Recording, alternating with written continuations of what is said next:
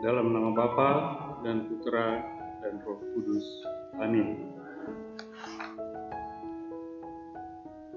Saudara-saudari umat yang terkasih dalam Tuhan, Bapak Uskup, para imam, biarawan-biarawati, kaum keluarga dari Pastor Dami, dan terutama Pastor Dami sendiri yang pada hari ini bersama dengan 5 rekan lain merayakan dan mensyukuri 25 tahun imamat mereka.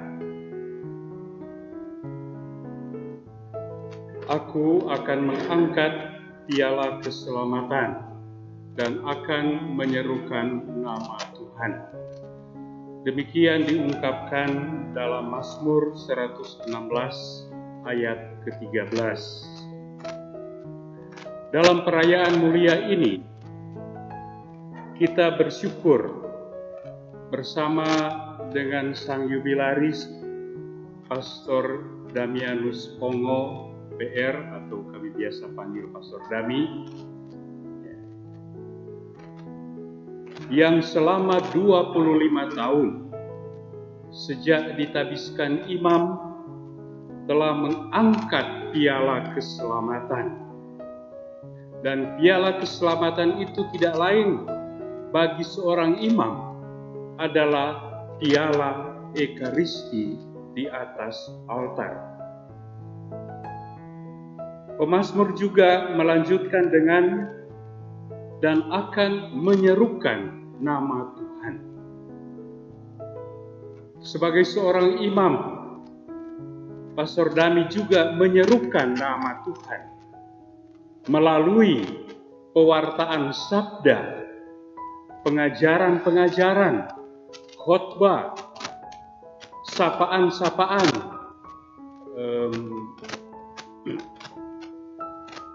dan bahkan pelayanannya sendiri mengungkapkan tugasnya untuk menyerukan nama Tuhan.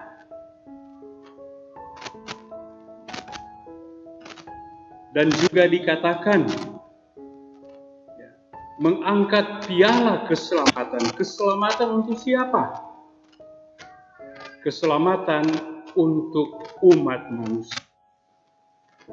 Untuk umat yang bersentuhan dengan pelayanannya dalam pelbagai macam tugas yang dipercayakan kepadanya. Saudara-saudara sekalian, kita berkumpul bersama-sama pada hari penuh sukacita ini untuk mensyukuri karya agung Tuhan yang telah memanggil dan menabiskan salah seorang putra terbaik dari Tara-Tara, dari paroki Santo Antonius ini untuk menjadi imamnya. Dan memang Tara-Tara termasuk paroki yang menghasilkan banyak dan biarawan biarawati.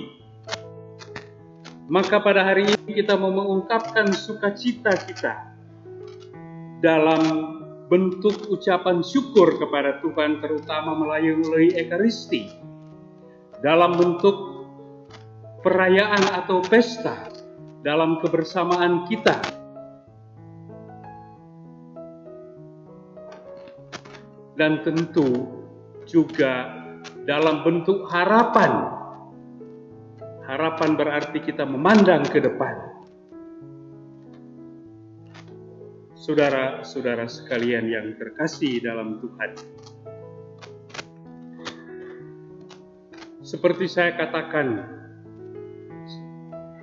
selama kurun waktu 25 tahun, Pastor Dami telah mengangkat piala keselamatan itu, piala Ekaristi.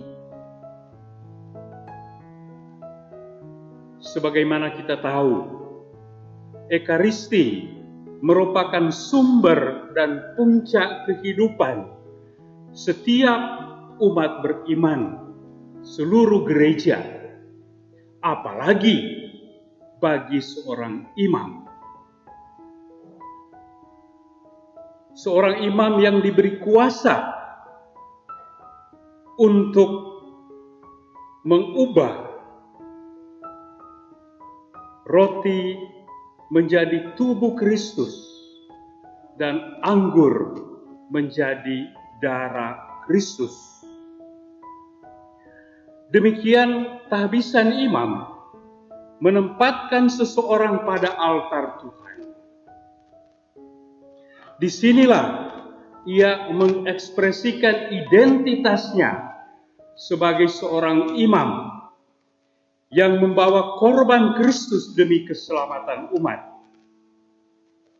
Demikian setiap kali seorang imam merayakan Ekaristi di atas altar Tuhan dan mengungkapkan siapa dirinya sebagai imam yang tertahbis dan yang diberi kuasa untuk mengadakan Ekaristi, di situ dia juga mau mengungkapkan makna tahbisannya.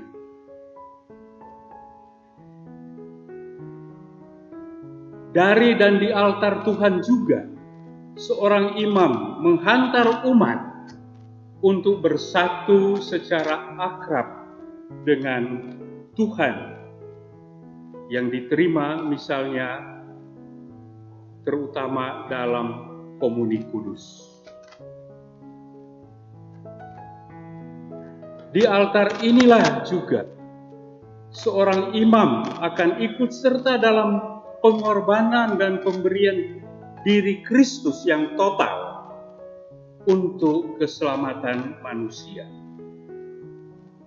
Dari altar inilah juga, dari panti imam inilah di mana ada mimbar ini, dia mewartakan sabda Tuhan dan diutus kemanapun untuk pelayanan bagi umat dan masyarakat. Demikian saudara-saudara yang terkasih, altar Tuhan adalah point of reference, titik rujukan dari mana seorang imam mulai, dan ke altar itulah dia juga akan selalu kembali. Tidak ada imam tanpa altar Tuhan, tanpa Ekaristi, atau tidak ada Ekaristi tanpa imam.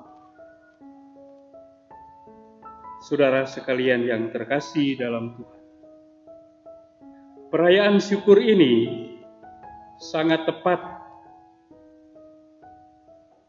jatuh pada hari Minggu keempat masa Paskah yang selalu dirayakan sebagai hari Minggu Gembala yang baik.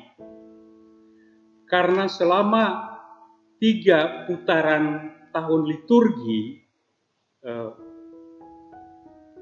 A, B, C, bacaan Injil diambil dari Injil Yohanes bab 10 yang berbicara tentang Yesus sebagai gembala yang baik. Tahun A itu bab 10 ayat 1 sampai 10. Tahun B ini ayat 11 sampai 18. Tahun C nanti selanjutnya lagi. Selain itu, hari Minggu Gembala yang baik selalu juga dirayakan dalam Gereja Universal kita sebagai hari Minggu Panggilan. Secara khusus, umat diajak untuk mendoakan bertambahnya panggilan-panggilan menjadi imam dan biarawan-biarawati. Memang dikatakan setiap kita punya panggilan hidup berkeluarga, panggilan apa saja. Namun hari Minggu ini lebih khusus sebagai hari Minggu panggilan untuk mendoakan bertambahnya imam-imam dan biarawan-biarawati. Maka saudara-saudara yang terkasih, bacaan Injil tadi mengajak kita untuk merenungkan kembali sosok Yesus sebagai gembala yang baik, yang dipertentangkan dengan seorang upahan yang takut kalau ada binatang buas yang mau datang atau ada pencuri, karena dia hanya upahan. Tapi seorang gembala yang baik dikatakan dalam Injil tadi adalah yang pertama-tama mengenal domba-dombanya. Dan tentu itu juga diharapkan dari setiap imam sebagai gembala di satu paroki yang akan mengenal domba-dombanya. Dan tentu ini perlu usaha, perlu waktu. Jangan cuma mengenal domba-domba sekarang melalui HP, media sosial. Itu sangat tidak cukup. Mengenal domba-domba itu harus juga secara personal. Mengetahui siapa bapak, ibu di dalam keluarga, anak-anak, bahkan pergumulan-pergumulan mereka. Syukur-syukur ada sukacita semua. Tapi pasti tidak semua ada sukacita. Bukan cuma itu maksudnya. Bahkan seorang gembala seperti dikatakan dalam Injil tadi, dia akan memberikan nyawa bagi domba-dombanya. Ini berarti apa? Ini berarti satu pemberian diri, satu pengorbanan diri yang total. Tidak usah hitung-hitung. Berapa itu? Kalau sekarang mungkin banyak sekali perhitungan komersial. Menyerahkan nyawa itu, menyerahkan diri, memberi diri untuk umat, tidak usah hitung-hitung berapa. Tidak usah pakai buku kas. Diri sepenuhnya, itulah kiranya yang sudah diteladankan oleh Yesus sebagai gembala yang baik.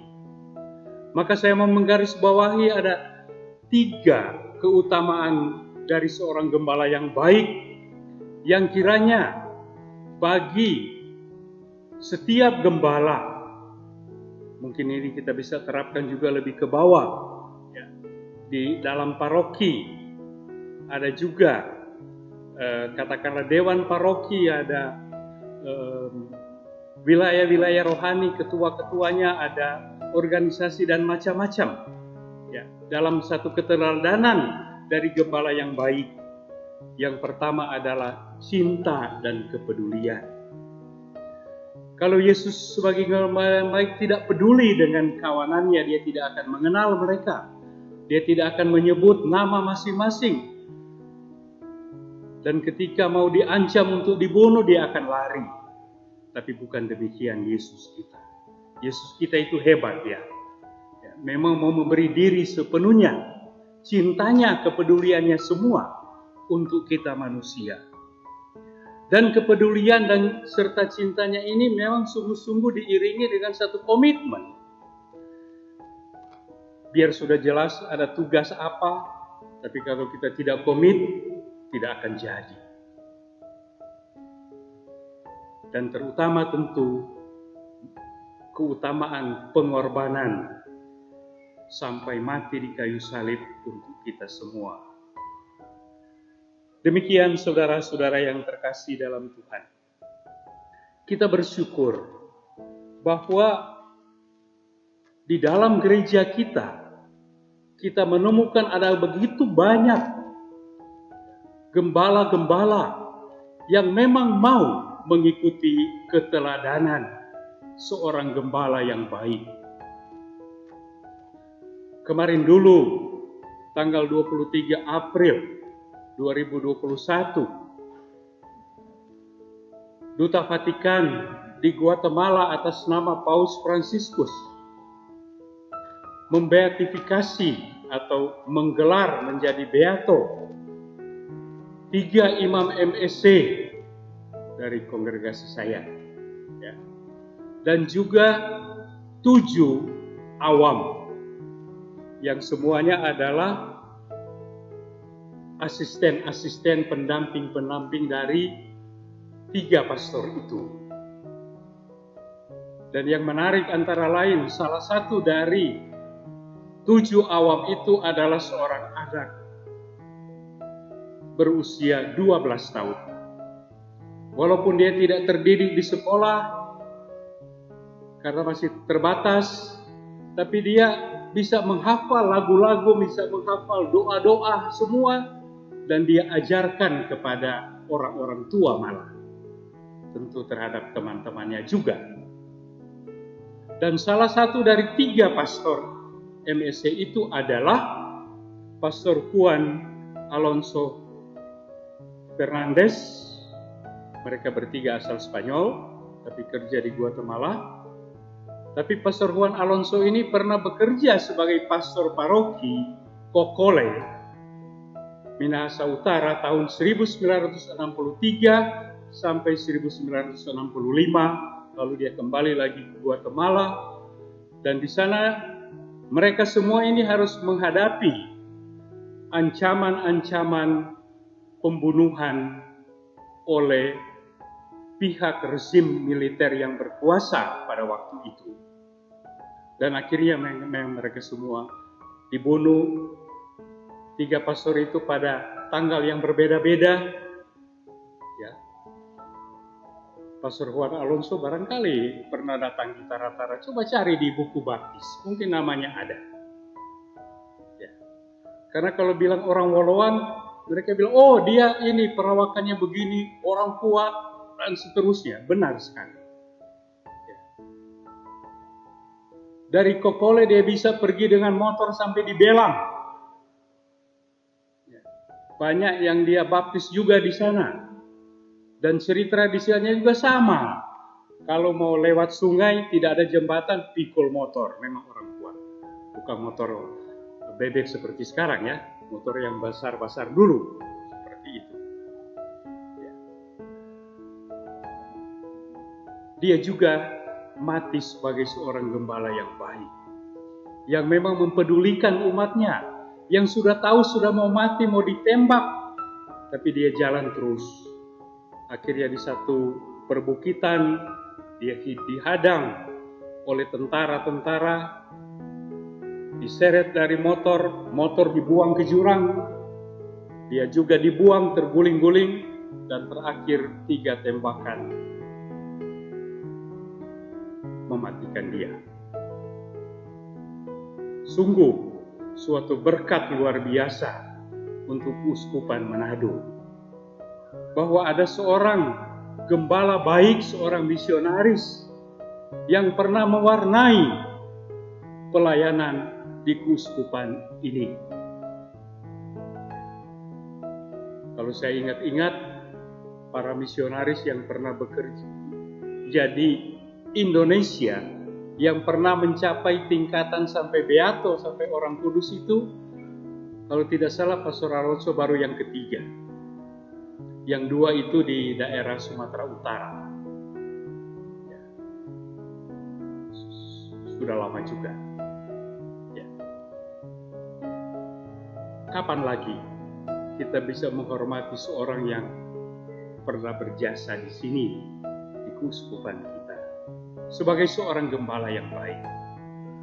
Saudara sekalian, hari ini kita juga merayakan seorang gembala yang baik. Pastor Dami Pongo, yang telah memberi dirinya untuk pelayanan gereja dan umatnya. Dan memang kalau kita lihat tugas-tugas yang dipercayakan kepadanya di paroki tidak banyak tahun, hanya di Pineleng rupanya ya. Sesudah itu tugas-tugas khusus, bahkan tugas studi mendalami keislaman atau Islamologi di Roma yang didahului dan diselingi juga dengan studi bahasa Arab di Mesir. Ya, untuk studi Islam kan mesti tahu bahasa Arab baik-baik. Karena kuliah-kuliahnya juga lain kali dalam bahasa Arab ya. Seperti itu. Dan kalau saya mau mengatakan hubungan saya dengan Pastor Dami, sebenarnya saya baru lebih mengenal dia di Roma. Karena dia 15 tahun junior daripada saya. Berarti Anda hitung sendiri saya sekarang berapa sebagai imam. Ya. Dan di sanalah kami ya lain kali jalan-jalan ya. Cari waktu. Kalau ketemu orang-orang dari yang berbahasa Arab, saya tidak mengerti apa-apa, Pastor Dami suruh bilang, kenapa dorang bicara bahasa Arab, dorang bicara begini. Memang sofasi dia di bidang itu. Dan demikian, dia menjalankan banyak tugas-tugas penting yang dipercayakan kepadanya. Atas semuanya itu, hari ini kita bersyukur kepada Tuhan. 25 tahun perjalanan imamat di era sekarang tidak mudah. Ada banyak tantangan, ada banyak pergumulan, tapi yang kita andalkan adalah kesetiaan. Dan tentu Pastor Dami sendiri merasakan bahwa dia juga orang rapuh, orang lemah, yang tidak semua mampu segala-galanya. Maka dia mengajak kita untuk merenungkan apa yang ditulis di bagian belakang buku ini. Kutipan dari surat kedua Rasul Paulus kepada umat di Korintus, bab 12 ayat 9. Cukuplah kasih karuniaku bagimu, sebab justru dalam kelemahanlah kuasaku menjadi sempurna. Kebetulan kutipan yang sama selama terakhir ini menjadi juga kutipan fokus saya. Jadi cocok orang dua. Demikian saudara sekalian, mari kita melangkah ke depan mendampingi Pastor Dami karena masih ada waktu panjang untuk dia, untuk kesetiaan dia di dalam imamatnya. Kita mau mendampingi dia tentu dengan doa-doa kita sebagai bentuk konkret harapan kita agar di hari-hari yang akan datang dia juga tetap akan mengangkat piala keselamatan yang sudah 25 tahun diangkatnya itu.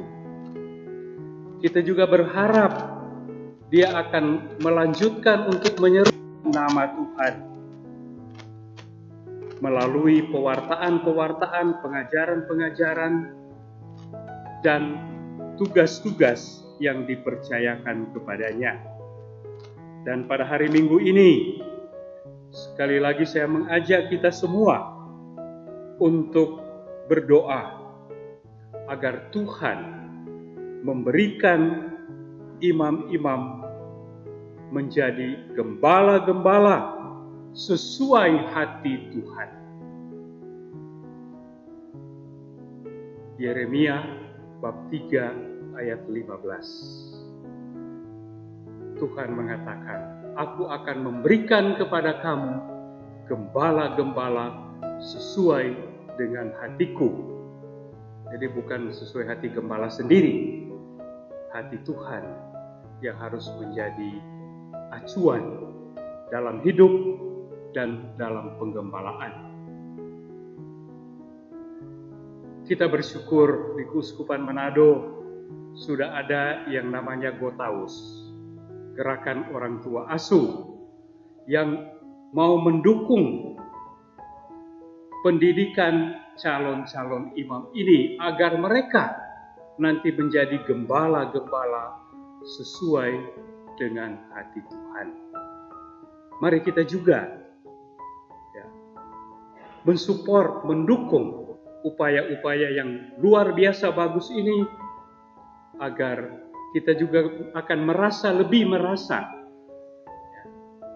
ini adalah gembala saya, ini adalah gembala kita, karena saya juga ikut di dalam segala upaya membentuk mereka menjadi gembala-gembala sesuai dengan hati Tuhan. Dalam nama Bapa dan Putra, amin.